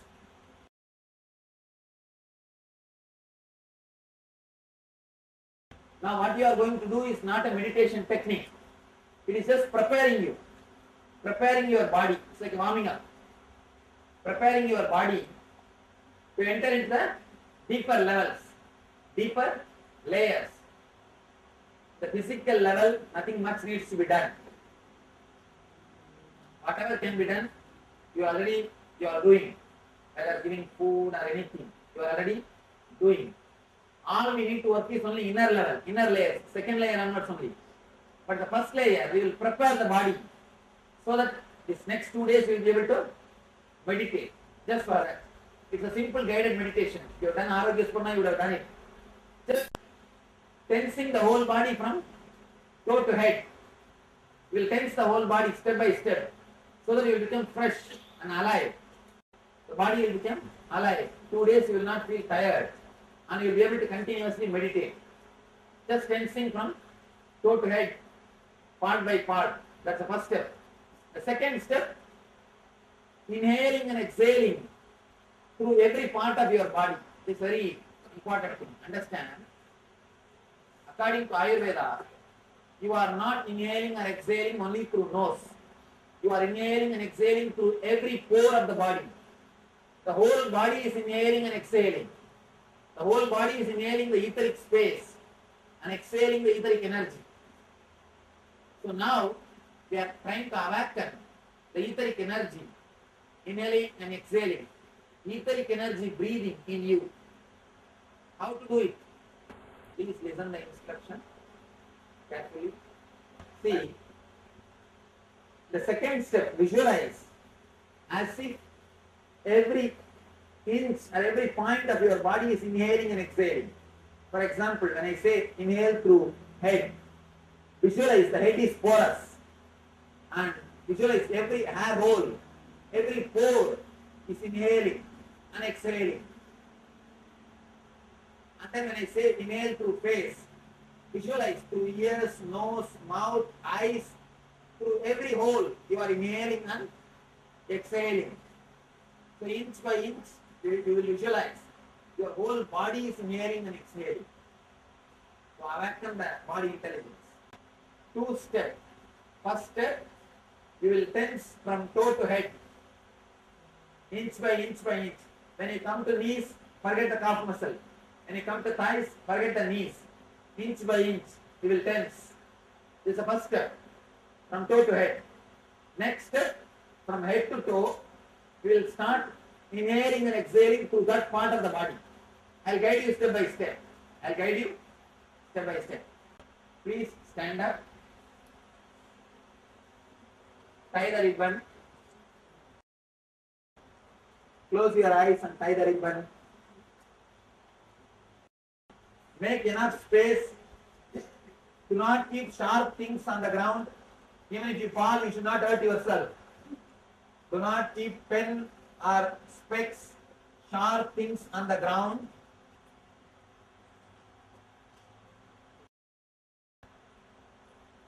At least give 1.5 feet gap between both the legs.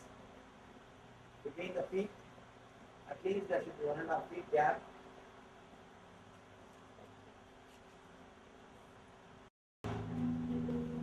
Do it slow.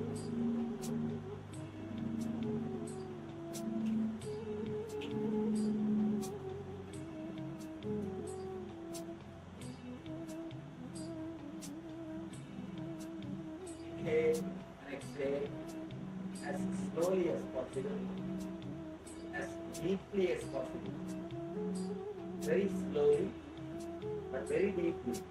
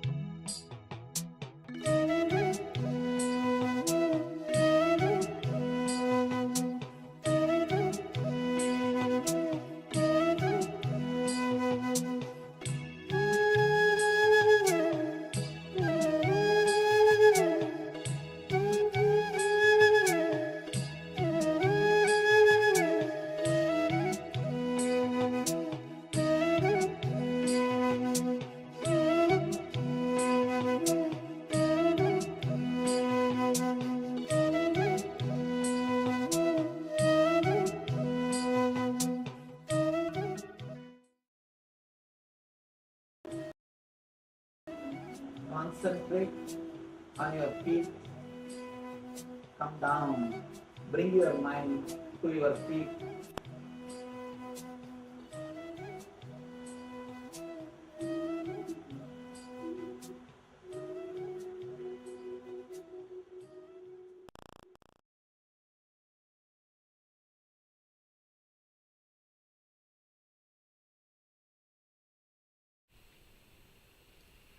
Yes, that was a wonderful meditation technique by the Supreme Pontiff of Hinduism. And Swamiji says, actually, as of now, we are solid matter, but we will be making ourselves totally porous to the energy of nature. Mostly, all of us resist the energy of nature. Understand, in the part of our body where we feel cold, where the cold air is touching, if we don't resist and just allow the cold air to pass through us, we will never have a problem with nature's energy around us.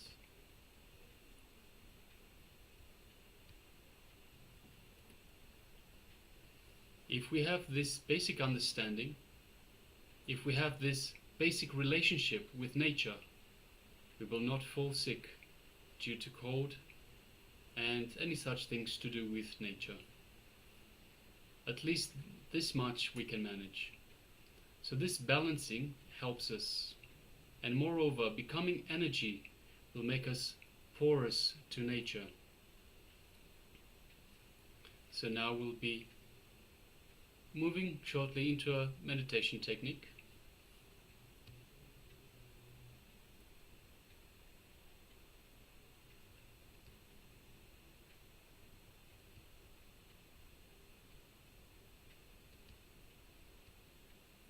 We are going to enter into a beautiful meditation technique, the Maha Mantra meditation, guided by Swamiji, the Supreme Pontiff of Hinduism himself. So settle down, be seated with your head, neck and spine in a straight line, and let us get ready to enter into this beautiful meditation.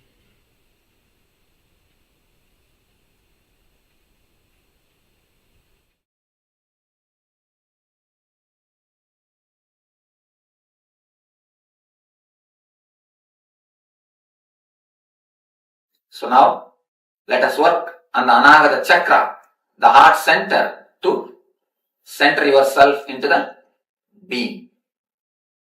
It's a beautiful meditation technique from Tibetan Buddhism. Let me explain this technique, then you will start doing. 4 instructions. Listen properly. 4 instructions. One is sitting straight. Sitting straight means your neck, head and the backbone should be in one line. Next instruction, let me finish all the instruction, then you do it. Next instruction, closing your eyes. When I say close your eyes, I don't mean close your eyelids. I mean something more. Now, as on now, when you open your eyes, you see all these things. When you close your eyes, you see all these things inside TV. Inside there is a TV going on. You see everything inside TV. Don't do that. When I say close your eyes, I wanted you to shut the visualization portion. I wanted you to shut the visualization or seeing the things inside. How to do that?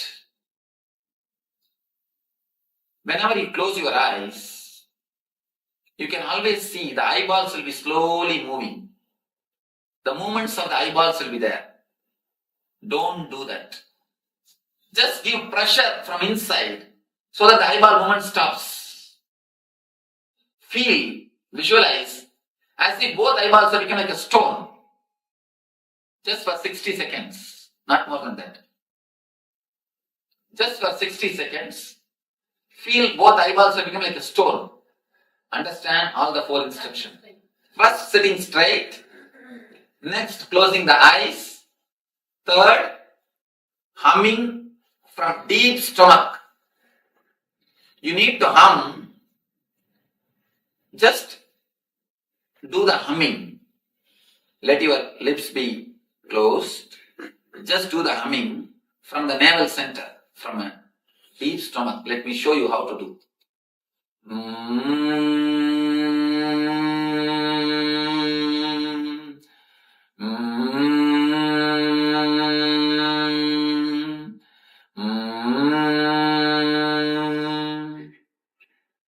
As deeply as possible, as loudly as possible, as lengthily as possible. Just give pressure from inside so that the eyeball movement stops.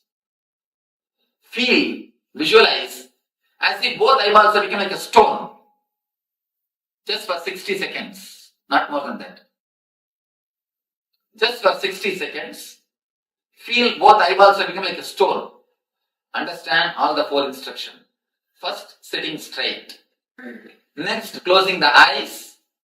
Third, humming from deep stomach. You need to hum. Just do the humming. Let your lips be closed. Just do the humming from the navel center, from a deep stomach. Let me show you how to do.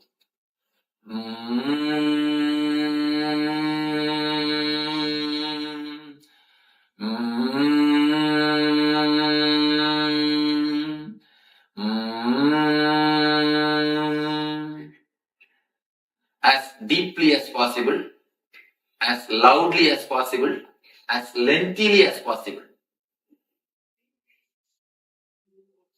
Are we taking the breath from the mouth? Only from the nose. Only because opening it and... You see, when you open the mouth, body takes the whatever is necessary. Actually, when you give the gap, breathe goes only through the nose inside. But body takes a rest gap. That's all. Whether you breathe by nose or the mouth, don't bother. But do it as lengthily as possible, as loudly as possible, as deeply as possible. Feel your body is an empty vessel and vibrate it totally. Your hands may tremble and your eyes may pour tears. The cough may come out. Don't bother about anything. Let your hands tremble. Vibrate so much so that your whole energy can be centered on your heart. 20 minutes, put your whole effort and hum. And next 10 minutes, sit silently, concentrate on the heart center. In this region, concentrate. Just feel that music is coming from here. You will be listening to music. That music is happening from this place. Just concentrate in this region. Not very tightly, relaxed way. Feel that region. 4 instructions. Sitting straight, closing the eyes, humming 20 minutes, silent sitting 10 minutes. That's all. Yes. When you close the eyes, do you then usually you visualize something or the other? What we should do at that time? Humming time, you concentrate more on humming. Don't allow the mind to work. Increase the sound of the humming, your thoughts will disappear into the humming. If the thoughts appear, again increase the sound. Increase the sound of the humming. Thoughts will disappear. No other visualization. Just feel, you can visualize as if you are an empty vessel and vibrate. That's more than enough. You said the humming should start from the navel? Yes, as deeply as possible. But concentrating on the heart chakra? And that is last 10 minutes. First 20 minutes, no concentration. Just hum totally. Become humming, vibration totally. Any short humming, just once again, that when you do that.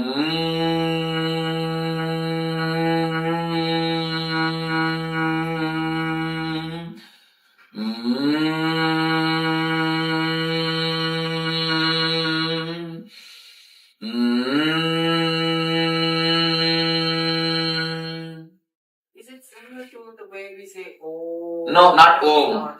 It is much deeper than that. Any doubt in the instruction? Yes. Swamiji, is it starting from the navel?